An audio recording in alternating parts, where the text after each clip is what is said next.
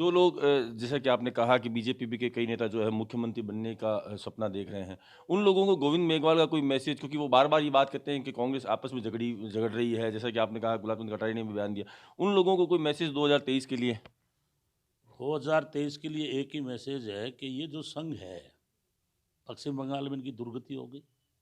अभी उपचुनाव में बुरी तरह से आ रहे हैं। उत्तर प्रदेश में हालत खराब है, उनके डर के मारे इन्होंने किसान के तीनों काले कानून वापस लेने पड़े।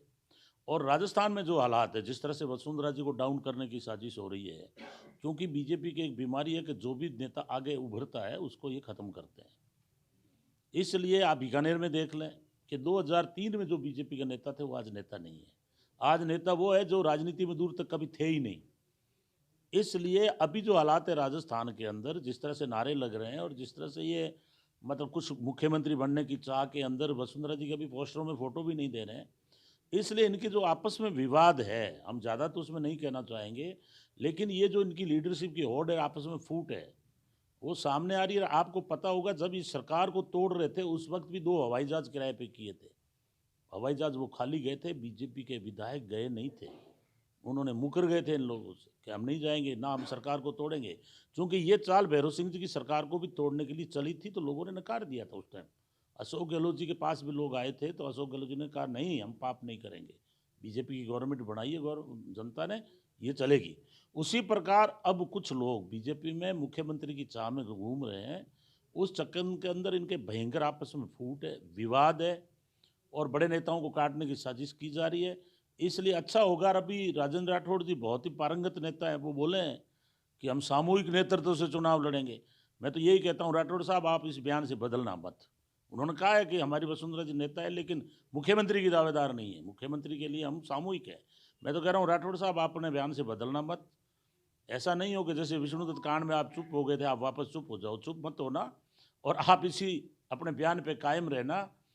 और अगली बार देखना कि भारतीय जनता पार्टी जो पूरे देश में सांप्रदायिकता का जहर घोला है, लोगों में भ्रांतियां पैदा कर दी, लोगों में फूट कर दी, हिंदू मुसलमान के नाम पे वोट मांग रहे, शहीदों को, हमारे जो कांड होते हैं जैसे पुलवामा कांड हुआ, पठानकोट हुआ, अभी बिपिन रावत जी का कांड हुआ, और अभी हिंदू मुसलमान के नाम पे ही उत्तर प्रदेश में राजनीति कर रहे हैं। इसीलिए तो कश्मीर के अंदर तो आतंकवादी हमारे जवानों को शहीद कर रहे हैं और प्रधानमंत्री जी हमारे गंगा स्नान कर रहे हैं, क्योंकि उनको मतलब ही नहीं है। उनको तो शहीदों के आधार पे वोट मांगना है।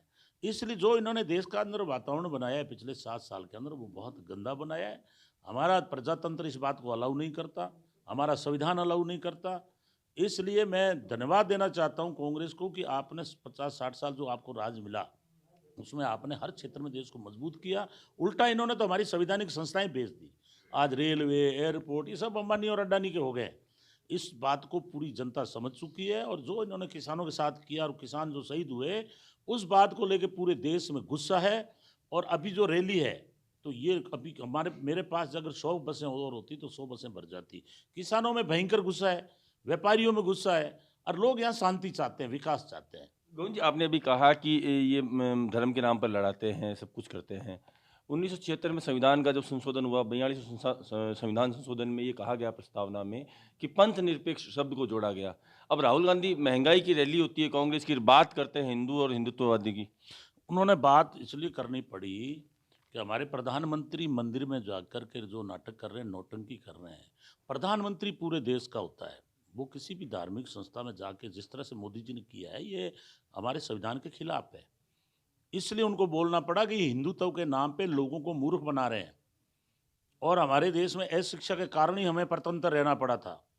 इसलिए राहुल गांधी जी ने बिल्कुल ठीक बात कही है कि एक तो वो हिंदू है जो लोगों को मार रहे हैं, जैसे महात्मा गांधी को गोली मारी, हिंदू मुसलमान के नाम पे लोगों को मरवा रहे हैं। कोरोना में मर गए तो इन्होंने कोई परवाह नहीं की। मुसलमान के नाम पर आए दिन दंगे करवाते हैं।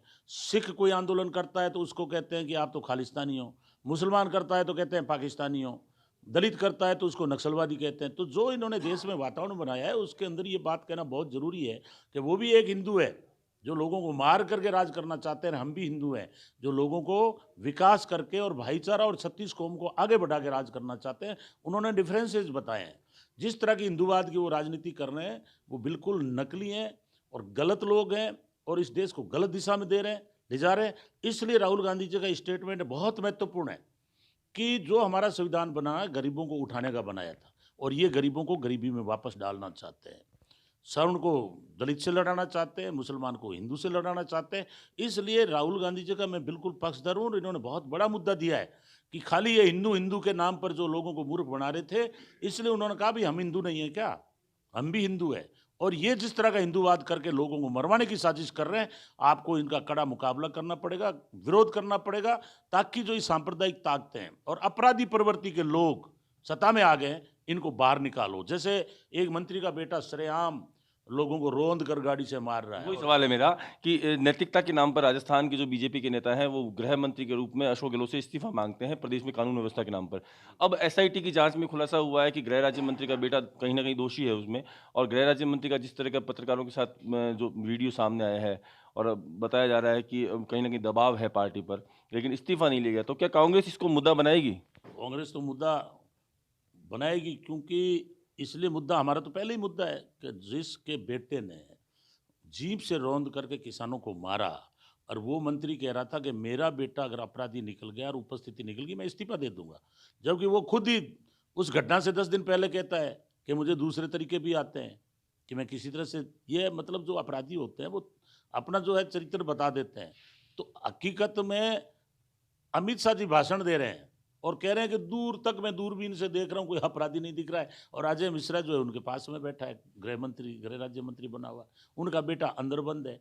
अब वहीं की एसआईटी ने साबित कर दिया कि वो मुलजिम है, इसलिए उनको बोलने का अधिकार नहीं है। जब पत्रकारों ने पूछा पहली बार, क्योंकि मोदी जी तो पत्रकारों के सामने नहीं आते कभी, और जब अजय मिश्रा को पूछा तो वो पत्रकारों को उल्टी तरह की धमकियां देने लग गए।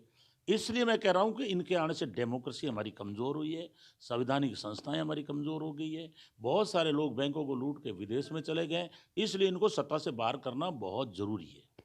तो ये थे गोविंद मेघवाल, अपने बेबाकी के लिए जाने जाते हैं और कहीं ना कहीं भाजपा के खिलाफ आक्रामक मूड में नजर आए हैं, और 2023 और 24 के चुनावों को लेकर कांग्रेस के जो विकास के विजन के साथ ही जो राहुल गांधी का बयान है उसको लेकर भी इन्होंने अपनी बात कही है। बीकानेर से ईटीवी भारत के लिए अरविंद व्यास।